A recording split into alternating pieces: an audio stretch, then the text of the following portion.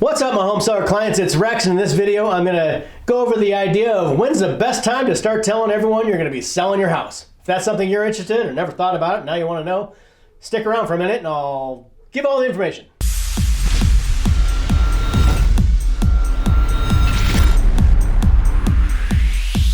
So when's the best time to let everybody know that you're selling your house? Well, it's not right now. Don't do it. Nope, not now.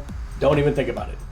You wait until your house is on the market with a full marketing plan and every buyer has a chance to come over, take a look at your property, make an offer on it, compete against each other for it. What I find is, as soon as people start telling their friends and family, oh, I'm gonna be selling my house, then everyone seems to know somebody who's looking for a house for sale, right? What they're really looking for, if they're not a real buyer, which means they've seen a lot of homes, they know what they're looking for, and they've made offers on properties, and they've got their loan done and everything else, and they know all the other homes competing against yours. If they're not that person, then what they're looking to do is come in and sneak in before everybody finds out about your house being on the market, and give you some low offer and steal it before anybody else can come over and compete against them. Now, you want those people to come over and compete against all the other buyers. You want them to have a chance to come over and make their offer as well, but don't let them come over before your house is ready, before the marketing plan is out, before all the other buyers are there. House looks as good as it could possibly look, and there's other buyers in the property at the same time. Then all the buyers know that, wow, this is gonna be a good property. Everyone loves this home, and I wanna make an offer on it, and they know they're gonna have to compete for it. They're gonna have to bring their highest and best offer. You're gonna get all the buyers, you're gonna get all the real buyers, and the real buyers are gonna be making offers against each other and competing, and that's what you want. So don't be telling everybody that you're gonna be selling your house, until